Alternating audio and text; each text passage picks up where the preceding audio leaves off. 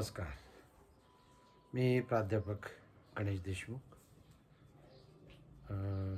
के जे सोमय्या महाविद्यालयामध्ये 31 वर्ष झाली अध्यापन करतोय मराठी या विषयाचं.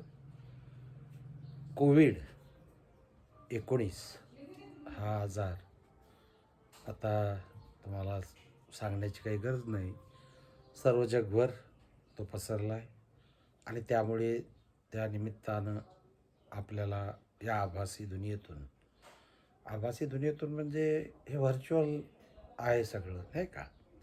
प्रत्यक्ष आपण भेटणं बोलणं याच्यातला जो आनंद असतो तो अध्यापनातला आनंद आम्हालाही आणि तो अध्ययनातला आनंद तुम्हालाही तसा तो मिळणं शक्य नाही. परंतु हा एक पर्याय आपण सर्वांनी मिळून, सरकारने मिळून, महाविद्यालय संस्थांनी मिळून हा काढलेला आहे की या निमित्ताने आम्ही किमान तुमच्याशी संवाद साधू.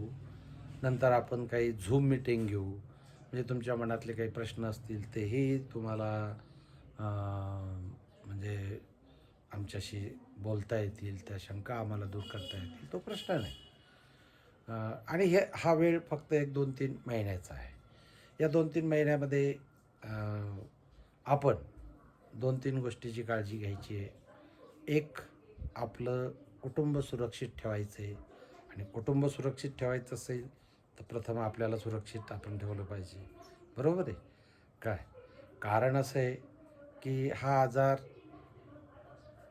बाहेरून घरात येतो, घरातून बाहेर जात नाही, लक्षात घ्या. तुम्हाला झाला तर मग तो जातो, तुमच्या इथे कोणी आला असेल तर या आजारात आपल्याला काळजी अशी घ्यायची आहे. सरकारनं सांगितलेल्या, शासनानं सांगितलेल्या सगळ्या ज्या काही सूचना आहेत, 2-3 महत्त्वाच्या सूचना आहेत. एक, सोशल डिस्टन्सिंग ठेवायचं आहे, नाही का. म्हणजे किमान 6 मीटर जे काही अंतर सांगितलेलं आहे, जेवढं दुरून बोलता येईल तेवढं दुरून आपण संवाद बोलायचा आहे. त्यानंतर तोंडाला आपण सतत मुखपट्टी ज्याला म्हणतो आम्ही मराठीमध्ये, ती मुखपट्टी बांधायची आहे बाहेर जाताना आणि घरी आल्यानंतर हात धुवायचे. त्या 2-3 गोष्टी या सर्वसाधारण आहेत. एवढ्या पाळल्या की आपल्या पर्यंत हा काय आजार येऊ शकणार नाही. आणि म्हणून आपल्याला स्वतःला सांभाळायचं आहे आणि आपल्या कुटुंबाला सांभाळायचं आहे आणि समाजालाही सांभाळायचं आहे. तरच आपण आपल्या जगण्याला अर्थ आहे. म्हणजे आता याच्यापुढे 2-3 महिने जे आहेत हे फक्त एकाच गोष्टीसाठी द्यायचे आहेत. प्रामुख्याने शिक्षण तर घ्यायचं आहे, शिक्षण तर आम्ही देणारच आहोत. पण तुम्ही जे काळजी घ्यायची आहे की अध्ययन करण्याबरोबरच आपण या आजारापासून सुरक्षित कसं राहू ही काळजी घ्यायची आहे. आणि त्यासाठी मंगेश पाडगावकर यांनी खूप सुंदर गीत लिहिलेलं आहे. नितीन देशमुख यांनी जीवन गाणे गातच राहावे, पुढे पुढे चालावे असं म्हटलेलं आहे. तर त्या 2 ओळी, पाडगावकरांच्या 2-3 ओळी ह्या तुम्हाला मी ऐकवतो आणि मग आपण पुढचा अभ्यासक्रम आणि त्याच्यावर बोलू. धन्यवाद.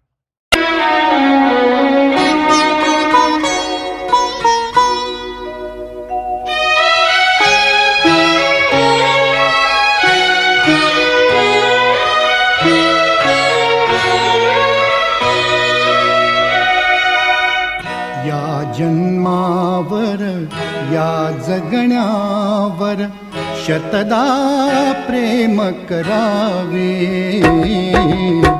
या जन्मावर या जगण्यावर शतदा प्रेम करावे.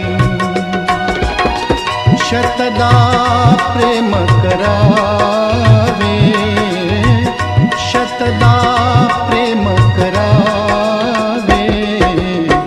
या जन्मावर या जगण्यावर शतदा प्रेम करावे.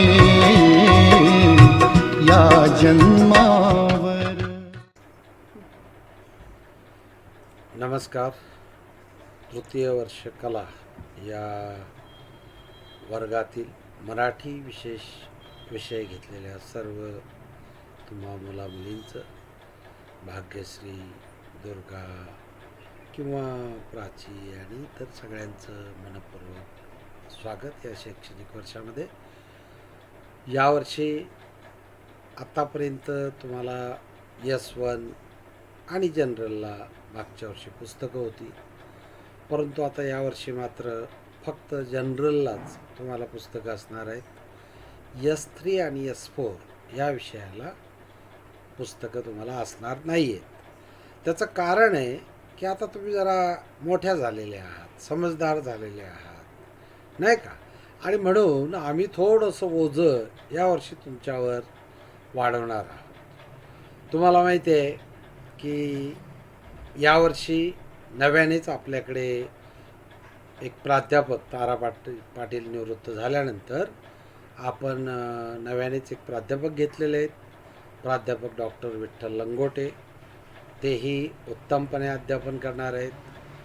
ते PhD झालेले आहेत, MPhil झालेले आहेत, नेट झालेले आहेत आणि 10-12 वर्षाचा त्यांचा अनुभवही आहे. त्यामुळं ते तुम्हाला म्हणजे TYBAचा जनरल आणि S4 हा विषय शिकवणार आहेत. आणि मी तुम्हाला S3 हा विषय जो आहे, विशेष 3 हा विषय शिकवणार आहे. अर्थात तुम्हाला जनरल किंवा S4बद्दल कोणतीही अडचण आल्यास तुम्हाला त्याबद्दल मी निश्चितच मदत करेल, याच्यात काही शंका नाही. आपल्याला यावर्षी आपल्या विषयाचं नाव आहे साहित्य विचार. आत्तापर्यंत आपण ग्रंथ वाचत आलो, मागच्या वर्षी ग्रंथ अभ्यासत आलो, मागच्या वर्षी आपण वाङ्मयाचा इतिहासही अभ्यासला, नाही का? आता आपल्याला साहित्याचा विचार करायचा आहे. साहित्याचा विचार म्हणजे काय? साहित्य कशाला म्हणतात? साहित्याच्या निर्मिती पाठीमागं काय असतं, कसं असतं, काय असतं, हे सविस्तरपणे या सत्रामधल्या या S3 या पेपरमध्ये समजून घ्यायचं आहे. आता अभ्यासक्रमाचं उद्दिष्ट काय आपल्या, की मूळ साहित्य कशाला म्हणतात त्याचं स्वरूप समजून घेणे. म्हणजे कथा, कविता, कादंबरी, नाटक ही सगळी पुस्तकं एका खोलीत भरली त्याला साहित्य म्हणतात का? की बघा साहित्याची खोली, असं नाही, नाही का? साहित्य ही एक संकल्पना आहे. त्या संकल्पनेचं स्वरूप समजून घ्यायचं आहे. दुसरं, लेखक का लिहितो, त्याचं प्रयोजन काय लेखनापाठीमागचं ते समजून घ्यायचं आहे. लेखक लिहितो त्यावेळी त्याची काय अवस्था असते, त्याला कोणकोणत्या शक्ती मदत करतात, याचाही विचार आपल्याला करायचा आहे. म्हणजे साहित्याची निर्मिती प्रक्रिया समजून घ्यायची आहे. साहित्याची भाषा तुमची असं लक्षात येईल की व्यवहाराच्या भाषेपेक्षा वेगळी असते, तेही समजून घ्यायचं आहे. साहित्याचा आस्वाद घेताना आपण तो कसा घ्यायचा आहे, आपण तो घेत नाही. खरं म्हणजे आपण बरेचदा भावनेच्या आहारी जातो. तर तो आस्वाद कसा घ्यायचा हे आपल्याला इथं समजून घ्यायचं आहे. साहित्याची अभिरुची, रुची प्रत्येकाकडेच असते. रुची म्हणजे आवड, परंतु आपल्याला साहित्यिक अभिरुची जी असते ती समजून घ्यायची आहे या सत्रामध्ये. त्याचबरोबर साहित्य हे काय आभाळातून पडत नाही. ते जो लेखक असतो तो समाजाचा घटक असतो आणि अपरिहार्यपणे तो समाजाचा घटक असल्यामुळे त्याच्यावर समाजाचे संस्कार झालेलेच असतात. समाज, संस्कृती, भाषा, इतिहास, भौगोलिक सगळे संस्कार झालेले असतात. आणि म्हणून साहित्य आणि समाज यांच्यामधले परस्पर संबंध आपल्याला समजून घ्यायचे. दुसरं, आपण कथा, कविता, कादंबरी अशा प्रकारच्या गोष्टी म्हणतो, परंतु त्याला खरं म्हणजे आपण साहित्य म्हणतो सगळं मिळून, परंतु त्याला आपण साहित्य प्रकारही म्हणतो. ते साहित्य प्रकार म्हणजे नेमकं काय आहे, कशाला कविता म्हणायचं आणि कशाला दीर्घ कविता म्हणायचं आणि दीर्घकाव्य म्हणायचं, खंडकाव्य म्हणायचं, हे आपल्याला यावर्षी समजून घ्यायचं आहे. त्यानंतर काही एक वाङ्मयीन मूल्य साहित्याच्या पाठीमागे असतात, तीही आपल्याला या अभ्यासक्रमातून समजून घ्यायची. आता आपल्याला जो अभ्यासक्रम आहे त्याचं स्वरूप काय आहे, तर आपल्याला एकूण 4 घटक आहे, बरोबर आहे. तर 4 घटकामध्ये पहिला घटक आहे साहित्याचं स्वरूप. बरेचदा कोणतंही पुस्तक म्हणजे साहित्य का, तर नाही.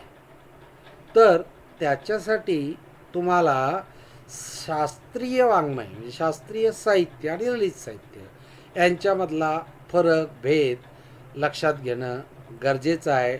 ललित याचा अर्थ जे सुंदर आहेत, बरोबर आहे. ललित या शब्दाचा अर्थ काय, सुंदर आहे ते.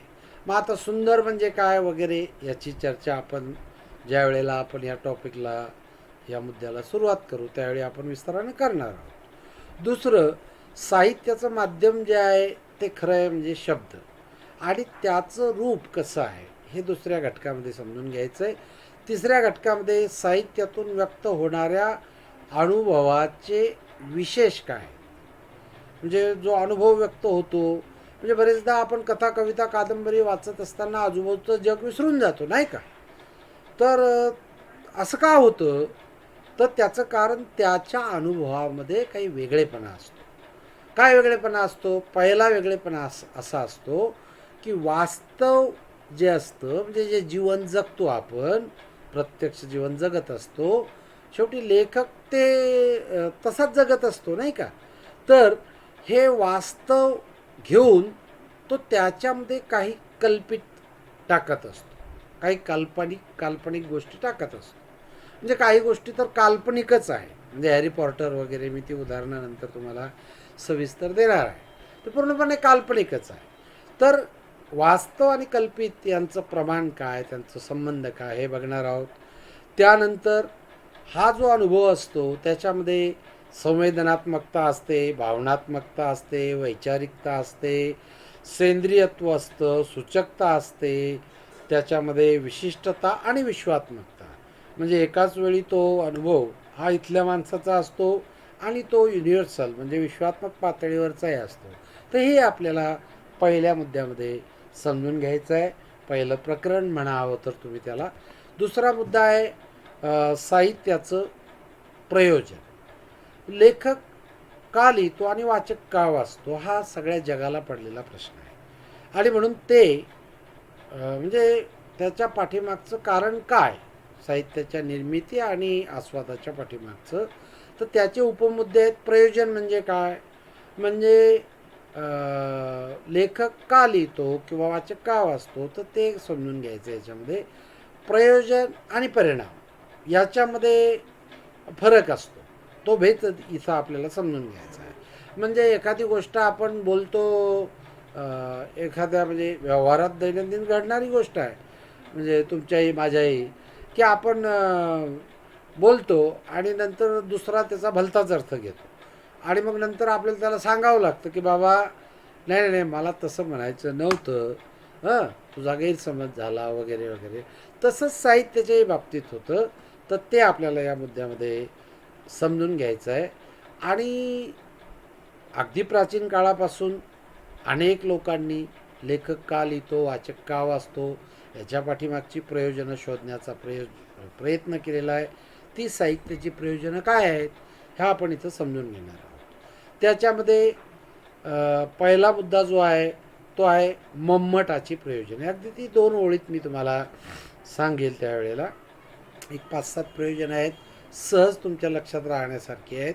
मम्मट हे 6व्या-7व्या शतकात होऊन गेलेले प्राचीन संस्कृत पंडित कवी. त्यांनी काव्यप्रकाश माझ्या माहितीप्रमाणे हा ग्रंथ लिहिला आहे, आणि त्यांनी साहित्याची प्रयोजनं अगदी 2 ओळीत आपल्याला सांगण्याचा प्रयत्न केलेला आहे. ती प्रयोजनं काय आहेत, ती महत्त्वाची आहेत. दुसरं, बाहेरच्या देशातल्या पाश्चात्यांनी काही प्रयोजनं सांगितलेली आहेत. ती काय आहेत, ते इच्छापूर्ती. साहित्याच्या पाठीमागं काय असतं प्रयोजन, तर आपल्या इच्छेची पूर्ती व्हावी, जिज्ञासा तृप्ती व्हावी, विरेचन व्हावं, आत्मविष्कार व्हावा, अनुभवविश्वाची समृद्धी व्हावी, स्वप्नरंजन व्हावं, उद्बोधन व्हावं, प्रचार करावा, मनोरंजन व्हावं, किंवा कोणाला आनंद मिळावा किंवा द्यावा, अशा प्रकारची काही बाहेरच्या लोकांनी, बाहेरच्या पाश्चात्य अभ्यासकांनी प्रयोजनं सांगितलेली आहेत. त्याचाही विस्ताराने आपण प्रयोजनांचा विचार करणार आहोत. तसंच या प्रयोजनांचा आपल्याला लेखकाचा आणि वाचकाचा या दोन्ही दृष्टीनं, कलावादी व जीवनवादी दृष्टीने विचार करायचा आहे. कलावाद म्हणजे काय, जीवनवाद म्हणजे काय, हे सगळं मला वाटतं कधीतरी मी तुम्हाला मागच्या वर्षी बोललोही असेल, परंतु यावर्षी आपण विस्तारानं ते समजून घेऊन या सगळ्या प्रयोजनांचा आपल्याला वर्गीकरण करून लेखकदृष्ट्या प्रयोजनं कोणती महत्त्वाची आहेत, वाचकदृष्ट्या कुठली आहेत, कलावादी कुठली आहेत आणि जीवनवादी कुठली आहेत, अशा प्रकारचं वर्गीकरण हे आपल्याला यापुढे नंतर करायचं आहे. तिसरं प्रकरण आपलं आहे ते म्हणजे साहित्याची निर्मिती प्रक्रिया. साहित्याची निर्मिती प्रक्रिया म्हणजे काय, तर लेखक लिहित असताना लेखकाजवळ काही तिसरा डोळा नसतो. लेखक तुमच्या माझ्यासारखाच 2 हात पाय डोळे वगैरे असणारा, 2 कान असणारा, 1 नाक असणारा असा मनुष्य प्राणी असतो, नाही का. तर त्याच्याजवळ वेगळं काय असतं, तो नेमकं लिहितो त्यावेळी त्याची अवस्था काय असते, तर हे आपल्याला या प्रकरणामध्ये समजून घ्यायचं आहे. पहिला मुद्दा आहे साहित्याच्या निर्मितीचं स्वरूप काय आहे. म्हणजे प्रत्यक्ष साहित्याची निर्मिती कशी होते, काय होते, इथं समजून घ्यायचं आहे. मुळामध्ये साहित्य किंवा चित्रपट हे जीवनापेक्षा वेगळे वाटतात आपल्याला, नाही का. तर त्याच्या पाठीमागं काय असतं, तर साहित्याच्या निर्मितीच्या पाठीमागं मुख्यत्वे 3 शक्ती असतात. एक असते प्रतिभाशक्ती, ज्याला क्रिएटिव्हिटीची शक्ती म्हणतात. एक कल्पनाशक्ती, जी इमॅजिनेशन करते, ती कल्पनाशक्ती. आणि तिसरी स्फूर्ती. या 3 शक्तीचं स्वरूप आपल्याला समजून घ्यायचं आहे. तिसरी गोष्ट, तुम्हाला कधी ना कधी स्वप्न पडली असतीलच. म्हणजे जगामध्ये माणसाची व्याख्या अनेक प्रकारे केली जाते. त्याच्यामधली एक व्याख्या अशी आहे की माणूस हा स्वप्न पाहणारा प्राणी आहे, नाही का. तर आपल्याला स्वप्न पडतात आणि स्वप्न जी पडतात तो स्वप्नांचा व्यापार आणि आपली प्रतिभाशक्ती करते तो व्यापार, याच्यामध्ये परस्पर संबंध काय इथे समजून आपल्याला या घटकामध्ये घ्यायचं आहे. आणि साहित्याची निर्मिती प्रक्रिया आणि साहित्यिकाचं व्यक्तिमत्व हे आपल्याला शेवटच्या मुद्द्यामध्ये समजून घ्यायचं आहे. त्याच्यामध्ये लेखकाचं व्यक्तिमत्व कसं असतं, त्याच्या व्यक्तिमत्वात काय गुण असतात की आपल्यापेक्षा तो वेगळा असतो. प्रत्यक्षात तो वेगळा नसतो, परंतु तरीही त्याच्यामध्ये काही असे गुण तुम्हाला दिसून येतील. उदाहरणार्थ, लेखकामध्ये संवेदन क्षमता असते. लेखक हा शैशव वृत्तीचा असतो, म्हणजे शिशु. प्रत्येक गोष्टीकडे, प्रत्येक अनुभवाकडे तो शिशु, लहान बालक जसं बघतं त्या दृष्टीनं बघतो. त्याच्यानंतर त्याच्या अनुभव विश्वामध्ये समृद्धी असावी लागते, त्याला वेगवेगळे अनुभव असावे लागतात तर तो लिहू शकतो. त्याला विद्वत्ता, म्हणजे त्याला तो ज्या विषयावर लिहितो त्याचं किमान ज्ञान, खूप ज्ञान नव्हे, इथं विद्वान या अर्थानं तो आपल्याला शब्द अपेक्षित नाही, तर विद्वत्ता, त्याच्याजवळ त्या विषयाच्या संदर्भातलं ज्ञान हे आपल्याला इथं अभिप्रेत आहे. त्याच्यानंतर लेखकाचा साहित्यविषयक दृष्टिकोन. लेखक लिहितो तर त्याच्या पाठीमागं त्याचा काही एक साहित्यविषयक का लिहितो मी याचा दृष्टिकोन असतो, तसंच जीवनविषयक दृष्टिकोन असतो. तर हे दोन्ही दृष्टिकोन या घटकामध्ये आपल्याला समजून घ्यायचे आहेत.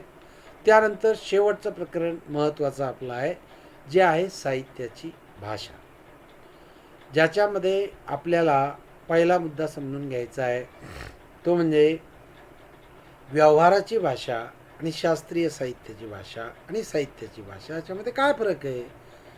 व्यवहारामध्ये आपण बोलतो, कसंही बोलतो, वेडं वाकडं बोलतो, नाही का. शास्त्रीय साहित्यामध्ये तुमच्या असं लक्षात येईल की सगळं काटेकोरपणे असतं, म्हणजे केमिस्ट्री म्हणजे रसायनशास्त्र, भौतिकशास्त्र वगैरे तुम्ही पाहिलं तर ते सगळं काटेकोर असतं. पण साहित्य हे त्याच्यापेक्षा, या दोन्हीपेक्षा वेगळं कसं आहे, आणि त्याचं कारण त्याची भाषा वेगळी आहे. याच्यामधला फरक या तिन्हीमधला आपल्याला इथं समजून घ्यायचा आहे. त्यानंतर या साहित्याच्या भाषेची काय काय वैशिष्ट्ये आहेत, तर जे शब्द वापरतो आपण त्याचा जो अर्थ असतो त्याचा वक्र व्यवहार, म्हणजे त्याच्यापेक्षा वेगळा असा व्यवहार कसा असतो. त्यानंतर भाषेला नाद असतो एक, आपले ध्वनी आपण जे वापरतो त्याला एक नाद असतो.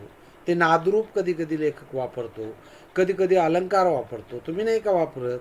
नाही का अलंकार वेगवेगळ्या प्रकारचे? हां, किंवा मी नाही का आता हातात अंगठी घातली, म्हणजे अलंकारच झाला की. मग या अलंकाराचं प्रयोजन काय? हं, ते आपण याच्यामध्ये सविस्तर बघणार आहोत.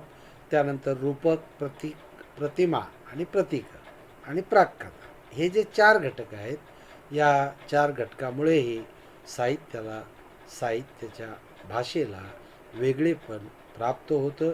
तर हे जवळपास 2 ते 7, म्हणजे जवळपास 2, 3, 4, 5, 6, 7 असे जवळपास 6 घटक आपल्याला आहेत की ज्याच्यामुळं साहित्याची भाषा वेगळी कशी आहे हे आपल्या लक्षात येईल. शेवटचा घटक आहे आपल्याला शैली विचार. शैली म्हणजे स्टाईल. प्रत्येकाची स्टाईल वेगळी असते.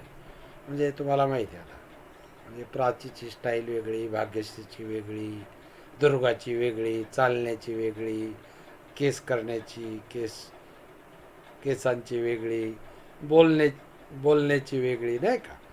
तसंच साहित्याच्या क्षेत्रात सुद्धा लेखकाची त्याची त्याची एक स्वतंत्र शैली असते.